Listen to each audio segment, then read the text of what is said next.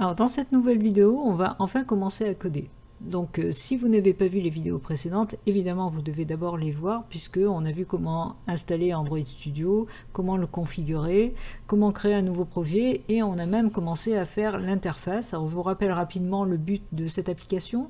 Cette application va permettre de calculer l'indice de masse graisseuse d'une personne. Donc on choisit avec des boutons radio, ça nous permet de voir le principe des boutons radio, le sexe de la personne. On saisit le poids, la taille et l'âge, on clique sur calculer et puis ça nous permet de voir comment on gère l'affichage d'images et on va afficher un message de couleurs différentes, rouge quand c'est pas bien, vert quand c'est bien, avec le résultat du calcul et puis un affichage trop de masse graisseuse, trop gras, trop maigre ou normal.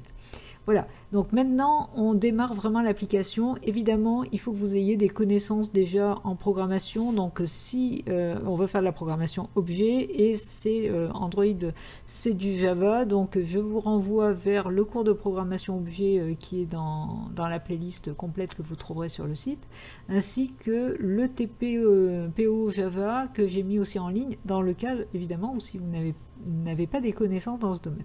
Donc là, on va travailler en MVC, modèle vue contrôleur, de façon à structurer tout de suite correctement l'application. Donc dans le package principal, le package qui contient déjà la main activity, qui est, je vous rappelle, le programme, enfin l'entrée dans l'application, donc la classe principale de l'application. Donc dans ce package, vous faites un clic droit et vous faites New Package. Alors pourquoi? Parce qu'on va créer 3 sous-packages, les packages qui vont permettre donc de créer le modèle, la vue et le contrôleur. Donc vous créez un premier package modèle, toujours sur le package principal coach, vous faites New Package et vous créez la vue, et vous créez le dernier package au même niveau et c'est contrôleur. Voilà, donc là, les 3 packages sont créés et ce que l'on veut, c'est évidemment le main activity, il faut le placer correctement dans un des packages. Alors, c'est une classe d'affichage, donc ça va dans la vue. Donc, vous allez cliquer sur main activity et le déplacer comme ceci sur vue. Et là, une fenêtre s'ouvre pour vous proposer de faire un refactor. Alors qu'est-ce que c'est? C'est quelque chose que vous allez voir assez régulièrement. C'est une des options de l'IDE qui est quand même assez puissante, qui vous permet de faire des modifications sur votre code. Donc quand vous changez par exemple le nom d'une méthode ou d'une propriété, ou vous déplacez dans un package comme on le fait ici une classe, eh bien ça peut avoir des conséquences sur plein d'autres choses. Alors là pour le coup, pour le moment non, parce qu'on n'a qu'une seule classe et on n'a pas d'autres qui peuvent interagir. Mais d'une manière générale, il va par exemple, si vous modifiez le nom d'une méthode, vous modifiez tous les appels à cette méthode, les noms des appels à cette méthode. Donc ça, c'est quand même assez puissant. Donc là, évidemment, vous ne touchez à rien, vous faites juste refactor et la classe va être déplacée, vous voyez, dans le package vue.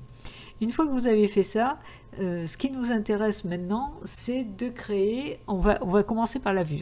Dans cette vidéo, on va s'occuper que de la vue, que du modèle. Donc là, la vue pour le moment, elle est faite. Par contre, au niveau du modèle, ce qu'on voudrait, c'est créer la classe qui va contenir toutes les informations concernant le profil. Donc je reviens sur Activity Main. Vous vous doutez bien qu'il va falloir mémoriser le poids, la taille, l'âge, le sexe de la personne. Et il va falloir gérer le calcul pour pouvoir obtenir l'IMG et le message correspondant. Donc tout ça, on va le faire au niveau du modèle. Donc sur le modèle, vous faites un clic droit, New, et cette fois-ci, vous choisissez Java Class. Et cette classe qui va contenir toutes ces informations, on va l'appeler Profil. Alors vous remarquez au passage que les noms des packages, j'ai commencé les noms avec une minuscule. Par contre, les noms des classes, même par habitude, on les commence par une majuscule. Donc là, vous voyez Profil avec une majuscule. Vous laissez tout le reste par défaut. Et vous faites OK. Et là, dans le modèle, si je déroule le modèle ici, on va voir, vous voyez, la classe profil qui a été créée. Et à partir de là, vous avez déjà un début de code qui est écrit. Entre autres, le commentaire général. On parlera des commentaires un petit peu plus tard dans une autre vidéo. Et puis là, vous avez le public class profil qui est prêt à être construit pour pouvoir gérer donc toutes les informations dans le profil. Alors dans cette classe profil, on va tout de suite écrire le minimum dont on a besoin. Au niveau des propriétés, de quoi on a besoin? On a besoin en fait de mémoriser justement les propriétés dont on vient de parler. Alors les propriétés, je vous rappelle que par défaut, on les met en private. Donc poids, taille, âge et sexe. Alors ce sont des integers, donc on va tout de suite les déclarer comme ceci. Integer, poids. Et puis pareil pour la suite. Alors je vais faire un petit copier-coller pour aller plus vite. Voilà. Donc là, poids, taille, âge, sexe, qui prendra la valeur 0 ou 1 suivant femme ou homme. Voilà. De quoi on a besoin? On a besoin aussi de mémoriser le calcul de l'IMG. Donc là, pareil, ce sera en private. Alors cette fois-ci, ça va être un float parce que l'IMG donne par exemple 32,2, comme on l'avait vu dans la capture d'écran dans la vidéo précédente. Donc ça, c'est pour le calcul de l'IMG. Et puis, on va mémoriser aussi le message, trop gras, trop maigre, etc. ou normal. Et ça va être donc dans une chaîne, donc un string, on va mémoriser message. Voilà pour les propriétés. Alors, à partir de là, on va, classiquement, normalement, on a besoin d'un constructeur qui valorise les propriétés privées, et on a besoin de getter ou de setter ou des deux. Et bien, globalement, la l'IDE va vous donner la possibilité de le faire de façon assez facile et assez rapide en faisant donc de la génération automatique de constructeurs et de getter ou de setter. Donc si vous faites un bouton droit à l'endroit où vous voulez générer donc automatiquement le code, vous allez dans Generate et là vous voyez il y a constructeur ou getter ou setter, donc on va prendre constructeur. Et dans le constructeur, bien évidemment, on n'est pas obligé de valoriser toutes les propriétés. Donc il suffit de sélectionner celles que vous voulez. Et il se trouve que justement, nous, on veut valoriser poids, taille, âge, sexe, mais pas IMG et messages qui vont être calculés dans la classe. Donc je sélectionne avec Shift, je sélectionne les 4 premières propriétés, je fais OK. Et vous voyez, automatiquement, il vous a construit le constructeur en public, évidemment, avec le même nom que la classe, avec en entrant en paramètre les quatre informations qui vont servir à valoriser les 4 propriétés. Alors évidemment, il donne les mêmes noms, on avait vu ça dans des vidéos précédentes où effectivement, souvent on donne le même nom aux paramètres et aux propriétés, d'où le fait qu'on est obligé de préciser list devant en préfixe de la propriété pour la distinguer du paramètre. Et vous voyez les différences de couleurs, ça permet de bien repérer la propriété du paramètre. Remarquez aussi que certaines choses sont en grisé. Alors tout reste en grisé tant que ça n'a pas été utilisé. Donc pour le moment, on n'a pas instancié d'objet de type profil. Donc la classe profil est en grisé. Pour le moment, on n'a pas utilisé, on a affecté des valeurs, mais on n'a pas utilisé les propriétés, donc elles sont toutes en grisé. Et de même, le constructeur n'a pas été encore appelé, donc il est en grisé. Alors de même, on a besoin de getter. Alors, on n'aura pas besoin de setter. Pourquoi? Parce que, on vous rappelle qu'un setter, c'est pour valoriser une propriété. Pourquoi? Parce que les propriétés vont être valorisées uniquement par le constructeur et par calcul au niveau de l'IMG et de message. Par contre, les getters, on va en avoir besoin pour pouvoir récupérer les différentes valeurs. Donc, il suffit de faire ici bouton droit, encore Generate, et cette fois-ci, vous choisissez getter et on va tous les sélectionner parce qu'on a besoin, donc avec Shift, on a besoin de tous les récupérer. Donc là, vous faites OK et vous voyez, automatiquement, il vous a mis tous les getters, ce qui est quand même assez pratique au niveau de la création de la classe. Maintenant, on a besoin de valoriser les propriétés IMG et message parce que on a besoin de calculer l'IMG par rapport aux informations qu'on a reçues, poids, taille, âge, sexe, et on a besoin de connaître le message qui doit être affiché. Alors, pour cela, voyons rapidement le calcul. Alors voilà à quoi correspond l'IMG. Donc c'est un indice exprimé en pourcentage permettant de juger la proportion de tissu graisseux chez un adulte par rapport à sa masse musculaire. Donc le calcul que j'ai récupéré tout simplement sur Wikipédia, donc c'est 1,2 fois le poids divisé par la taille au carré, plus 0,23 fois âge, moins 10,83 fois le sexe, donc 0 ou 1, moins 5,4. Alors S, le sexe, donc le S que j'ai représenté ici, 0 pour une femme, 1 pour un homme. Et la taille, attention, c'est en mètres. Donc, alors nous, on va saisir en centimètres pour éviter la saisie d'une virgule au niveau de l'affichage, mais il faudra transformer en mètres au moment du calcul. Et au niveau de l'interprétation des résultats, il est différent suivant si c'est une femme ou un homme. C'est-à-dire que pour une femme, si c'est inférieur à 15%, c'est trop maigre, entre 15 et 30% c'est normal, supérieur à 30% c'est trop gras. Et là, vous voyez que pour l'homme, c'est 10%, 10, 25% et 25%. Du coup, ces valeurs qui sont très précises hein, en dur, on va tout simplement les mémoriser dans des constantes.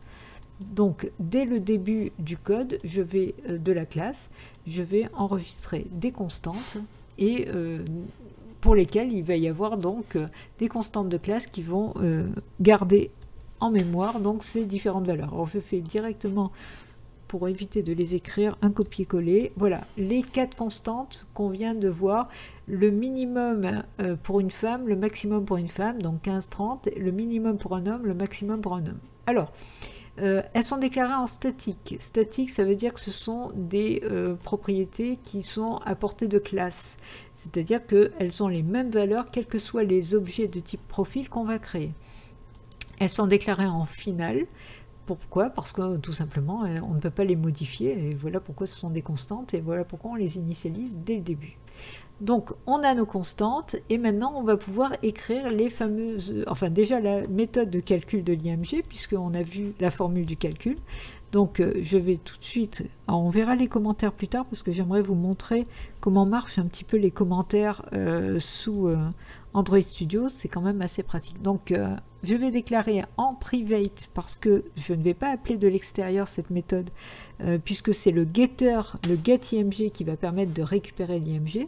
Donc en private, je vais déclarer une méthode calcul IMG qui ne retourne rien, calcul IMG, et qui ne reçoit aucun paramètre, et qui va se baser justement sur les informations qu'on a reçues par le constructeur pour pouvoir faire le calcul. Donc je vais tout simplement dans IMG, donc list IMG, lui affecter le calcul. Et le calcul, c'est celui que je vous ai montré à l'instant. Hein. Donc je reprends, c'est donc 1,2 fois poids divisé par taille, etc. Donc je vais prendre, j'ai déjà toutes mes variables, hein. J'ai le sexe, j'ai l'âge, j'ai la taille, j'ai le poids. Alors juste la taille, n'oublions pas, on reçoit une taille en centimètres et nous on veut une taille en mètres. Donc peut-être que je vais le faire juste avant, je vais calculer la taille en mètres. Alors je vais déclarer en float une variable locale que je vais appeler taille, taille M, pour dire que c'est une taille en mètres, et dedans je vais lui affecter donc la taille. Alors attention, ma taille en centimètres, pour pouvoir, donc je vais diviser par 100 pour avoir des centimètres, mais attention, je vais transtyper, pour pas qu'il y ait de soucis, je vais transtyper en mettant float entre parenthèses devant taille, de façon à ce qu'il prenne bien la valeur float de taille pour pouvoir la diviser par 100 pour obtenir vraiment une taille en mètres qui soit en float. Sinon, je risque d'obtenir une valeur qui ne serait pas une valeur avec des virgules. Donc à partir de là, je peux tranquillement appliquer ma formule. Donc c'est 1,2 fois le poids, donc ma variable poids. Alors vous remarquez que si je prends poids sans mettre 10 devant, voilà, ça marche, il me le met en violet, il le reconnaît comme étant la propriété et non pas un paramètre, puisque je n'ai pas de paramètre poids dans ce calcul IMG. Donc ça marche très bien.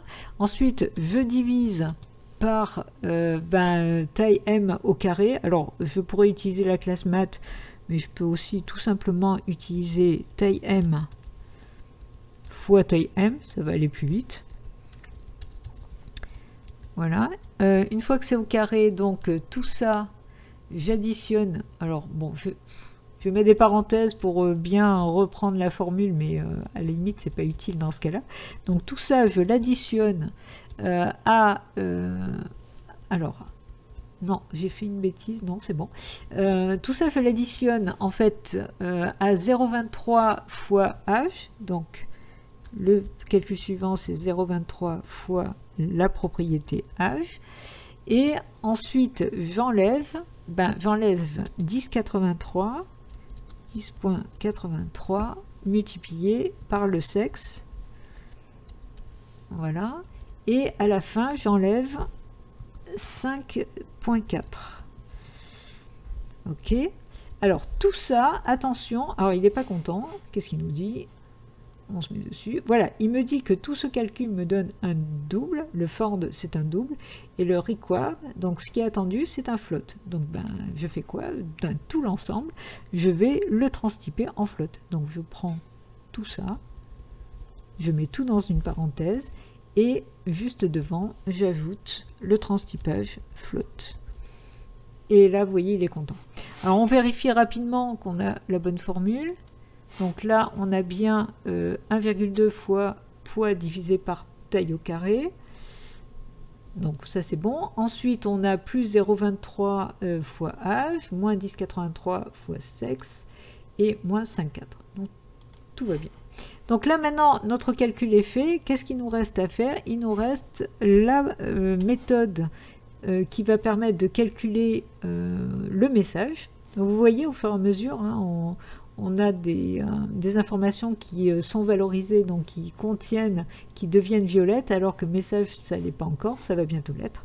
Donc je fais en private void, et là je vais faire la méthode, je vais l'appeler result.img, qui est en fait le calcul, enfin la construction du message. Voilà. Alors j'ai oublié le A ici. Là ça marche mieux. Ok, donc notre message, en reprenant encore une fois les informations qui ont été données. Notre message, il dépend d'une femme ou d'un homme. Et suivant une femme ou un homme, on n'a pas les mêmes bornes. Hein. Vous vous rappelez qu'on a fait exprès, je remonte sur les paramètres, on a fait exprès de déclarer des constantes min femme, max femme, qui sont de 15 et 30, et pour les hommes, on a mis 10 et 25. Et suivant ce minimum et ce maximum, il faut faire des tests hein, pour voir si c'est inférieur, compris ou supérieur, et à ce moment-là, on a soit trop maigre, soit trop de graisse, soit normal. Donc à partir de là, on va faire donc les tests correspondants, mais pour cela, le mieux, c'est de commencer tout simplement par calculer le min et le max, suivant si c'est un homme ou une femme. Donc, autant déclarer tout de suite en local, en integer, un min et un max. Voilà. À partir de là, je vais valoriser ce min et ce max suivant le sexe. Donc, si sexe est égal à 0, donc là, j'ai affaire égal, excusez-moi, je suis allé un peu vite. Donc si sexe est égal à 0, donc j'ai affaire à une femme. Donc je mets l'accolade et je vais tout de suite mettre un commentaire ici, c'est une femme. À ce moment-là, le min va prendre la valeur tout simplement de mon min femme que j'ai déclaré plus haut. Et vous voyez, il le reconnaît, il le met en violet. Dans le cas contraire, alors, je vais y arriver. Je me positionne ici. Voilà. Donc, je fais l'accolade fermante. Dans le cas contraire, donc dans le else, bon, j'ai fait le min, j'aurais pu m'occuper aussi du max. Ça va aller plus vite comme ça. Je mets max femme.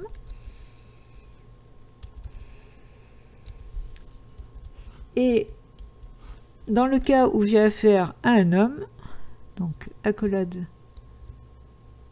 ouvrante, là dans ce cas-là, le min prend min homme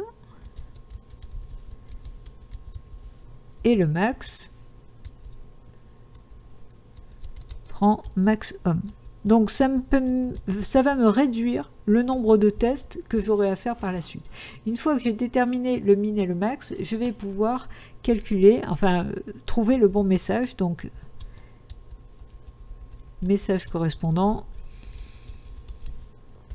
Donc là, il suffit que je regarde si alors attendez, là j'ai pas mis un commentaire qui pourrait être bien. Si on est dans le else, on a affaire à un homme. Voilà. Donc maintenant je vais pouvoir comparer le min et le max par rapport au calcul de l'IMG. Donc si IMG est inférieur à min, alors dans ce cas-là, on a affaire à un message. Le message, ça va être trop message. On va dire que c'est trop faible. C'est soit normal, soit trop faible, soit trop élevé par rapport à l'IMG normal, quoi. Donc le message, on va lui affecter trop faible. Alors pour éviter 3 if imbriqués, avant le premier if, je vais tout simplement valoriser message avec normal. Donc on va dire qu'on ne traite pas dans les if le cas normal. Donc si IMG est inférieur à min, c'est trop faible. Sinon, on va y arriver, voilà. Sinon, else. Je suis obligé de refaire un test, je ne peux pas mettre directement message trop élevé, puisqu'il faut que je vérifie que mon IMG est supérieur au max. Donc IMG supérieur à max. Dans ce cas-là, accolade, mon message prend la valeur trop élevée. Voilà. Donc là, c'est bon, je vais pouvoir mettre un petit ça, j'en ai plus besoin. Voilà, j'ai créé donc toutes les méthodes nécessaires. Hein.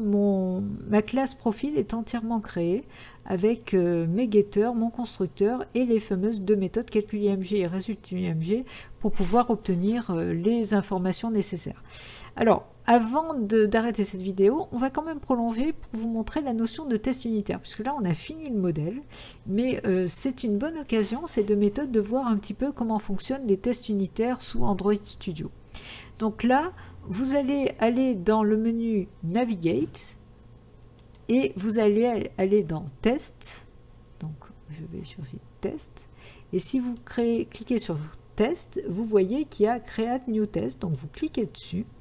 Et là, vous tombez sur une fenêtre qui vous propose de créer tout simplement des tests unitaires par rapport à la classe sur laquelle vous êtes en ce moment, c'est-à-dire la classe profil, et vous retrouvez, vous voyez, toutes les méthodes de la classe. Alors nous, ce qui nous intéresse, c'est faire des tests unitaires sur getIMG et getMessage pour voir si le calcul de l'IMG se passe correctement et si le message final qu'on obtient est le bon message. Donc vous cochez ces deux cases et vous faites OK. Puis vous refaites OK, et à partir de là, il va vous créer, vous voyez, une classe de test où il a mis déjà deux méthodes de test. Alors les classes de test unitaires portent toujours le nom de la classe suivi de test en camel case. Alors, petite parenthèse pour ceux qui ne connaissent pas les tests unitaires, un test unitaire, ça permet tout simplement de tester par le code le résultat obtenu par des méthodes. Donc pour mon getIMG, si je lui envoie des valeurs de test, j'aimerais voir si j'obtiens bien le résultat voulu. Alors normalement, si on fait les choses bien, quand on fait des tests unitaires, on teste un petit peu tout ce qui est logique. C'est-à-dire que là, je devrais tester une valeur pour une femme trop maigre, trop grosse ou normale, et pareil pour homme trop maigre, trop gros ou normal. Donc j'aurai minimum 6 tests à faire. Alors évidemment, on va pas. Le but c'est plus de vous montrer le principe, donc on va faire qu'un seul test, mais l'idée c'est effectivement de faire normalement plusieurs tests. Alors pour pouvoir tester, il faut qu'on donne des valeurs d'exemple, hein, des valeurs de départ. Donc là, je vais tout de suite mettre des valeurs pour créer un profil. Donc je vais mettre création profil. Donc la création du profil, je vais créer un objet en privé de type profil, voilà, que je vais appeler profil. Et cet objet, évidemment, je vais lui affecter une instance de la classe profil dans laquelle il attend un certain nombre de valeurs, et vous voyez, il le met en commentaire, il attend un poids, une taille, un âge et un sexe. Donc je vais lui envoyer les valeurs que j'avais montrées dans la toute première capture, que je vais d'ailleurs vous remontrer tout de suite. Voilà la capture que je vous avais montrée en début de la vidéo précédente, c'est qu'on a, comme dans cet exemple-là, on a sélectionné une femme d'un poids 67, taille 165, H35, et le résultat du calcul nous donne 32 avec un message IMG trop élevé. Donc on va se baser sur ces valeurs et on va voir si on obtient bien ce résultat. C'est l'idée du test. Donc du coup ici au niveau du profil, je vais rentrer donc les valeurs attendues, c'est-à-dire 67, ensuite 165, 35 et 0. Voilà, alors vous remarquez qu'il vous aide au fur et à mesure dans la classe test, c'est qu'il vous met carrément les noms, alors vous pouvez même pas l'effacer, mais évidemment dans le code vous ne devez pas le marquer ça, on est vraiment dans une classe test où par défaut il vous met en fait les noms des paramètres au fur et à mesure. Donc une fois que j'ai créé cet objet profil, je vais mémoriser les résultats que je suis censé avoir. Donc le résultat de l'IMG correspondant, résultat IMG.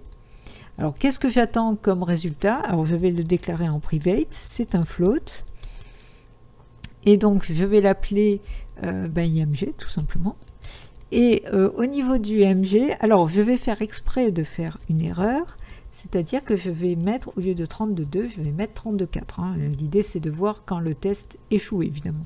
Et enfin le message correspondant, alors je vais le déclarer en string, donc private string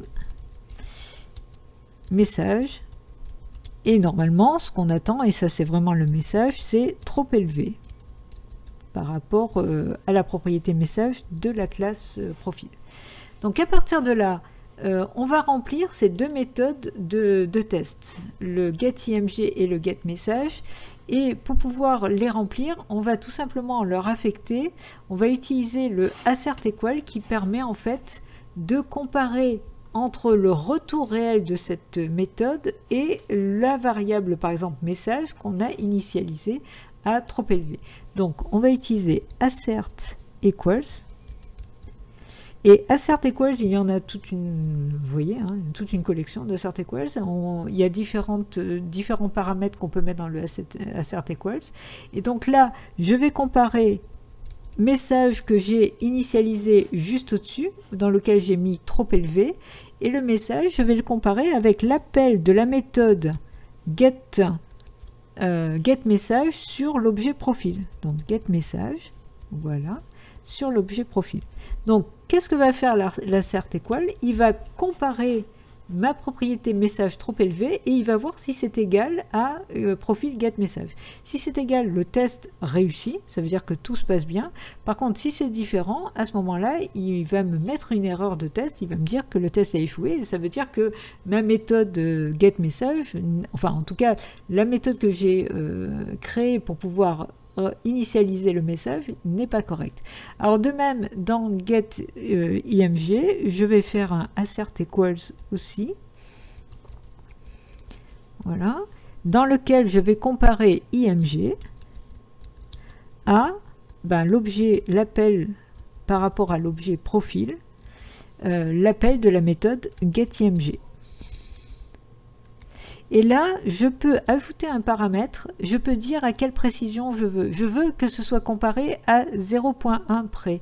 Donc du coup, je mets un 0.1 en précisant devant que c'est un float. Dès qu'on met une valeur entière comme ça, il faut préciser le type.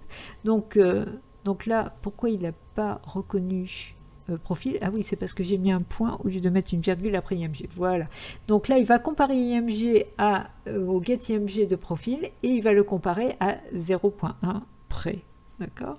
Donc maintenant que j'ai construit mon test unitaire, je vais pouvoir le tester. Donc il suffit que je fasse un clic droit sur profil test et que je fasse un run profil test. Donc là, qu'est-ce qui va se passer? Il va lancer le test et il me l'affiche en bas. Alors c'est très intéressant ce qui se passe, parce que vous voyez, il me fait une barre rouge. Une barre rouge, c'est pour dire qu'il y a un problème au niveau des tests. Alors là, en ce qui concerne mon test, il les a échoués tous les deux, ce qui n'est pas très normal, puisque moi au départ, je voulais qu'il en échoue qu'un, le 32.4, puisque je vous avais dit que c'était 32.2. Et là, il a échoué aussi celui-là, le 32.2. Alors on va rentrer dans chacun des tests, getIMG 32,4 et en fait il obtient 0. Donc il n'a pas récupéré carrément de ma classe la valeur, il n'a même pas calculé. Et le get message, pareil, il n'a rien récupéré. Donc on va voir effectivement dans la classe profil pourquoi ça n'a pas marché. Donc si je reviens dans la classe profil, ah oui, alors je m'aperçois que calcul IMG et résultat IMG sont en grisé. Donc ça veut dire que je les appelle jamais. Ce qui est un peu gênant évidemment, donc il ne fera jamais le calcul. Donc c'est quelque chose qu'on doit faire dès le début. Donc au niveau de mon constructeur, je vais, dès que j'ai valorisé mes 4 propriétés, je vais appeler calcul IMG. Voilà. Et je vais appeler aussi résultat IMG. Alors pourquoi j'appelle les deux méthodes? Parce que dès que j'ai mes valeurs, je peux calculer l'IMG et je peux calculer je peux chercher le message correspondant à l'IMG calculé. Donc là maintenant, si je descends, je m'aperçois que effectivement c'est bon, hein, les deux ne sont plus en grisé, donc sont bien appelés. Donc si je reviens sur le profil test, alors je peux relancer le test juste en cliquant sur la flèche verte ici ou en faisant comme tout à l'heure bouton droit sur profil test. Donc je lance mon test et là ce coup-ci, le test à envoyer est différent. Donc le getIMG est faux. Donc si je clique sur getIMG, il me dit attendu 32,4, actuel 32,18, c'est-à-dire presque 32,20. Je vous rappelle qu'on fait à 0,1 près. Et effectivement, dans l'affichage que je vous ai montré tout à l'heure, c'était 32,2 hein, qui était attendu. D'où l'erreur sur getIMG. Par contre, getMessage, vous voyez, si je clique sur getMessage, il n'y a rien. Ça veut dire que effectivement tout s'est bien passé. Donc voilà un bon moyen de tester une application, de tester des méthodes. Alors évidemment, je vais faire la correction, c'est-à-dire que c'est pas 32,4 qui est attendu, c'est 32,2 et on le voyait bien dans l'affichage tout à l'heure. Donc je vais vous remontrer si j'y arrive. Voilà, hein, on voyait que le résultat c'était 32,2. Donc là, maintenant que j'ai fait ma correction, je relance le test. Et là, vous voyez, il est vert et on voit que toutes les méthodes testées sont en vert, donc ça a fonctionné correctement. Voilà, c'était pour vous montrer le principe du test unitaire et on a construit notre modèle, il nous reste à construire le contrôleur puisque on a construit la vue principale. Donc dans un premier temps, on construira le contrôleur, ça dans la vidéo précédente. Un petit détail avant de terminer, attention quand vous allez dans le menu Run, vous voyez que par défaut, puisque vous avez fait un Run d'un test, si vous faites un prochain Run en cliquant ici sur la flèche verte là-haut, il va vous refaire un Run sur le test. Donc il faudra la prochaine fois passer par Run et choisir au niveau app de façon à ce qu'il vous lance, hein, vous voyez il reconstruit, il lance le run de l'application et non pas du test. Voilà, on a terminé pour aujourd'hui et j'espère que ça vous a donné envie un petit peu de continuer la construction de cette application. Donc je vous dis à très bientôt et surtout pensez à coder.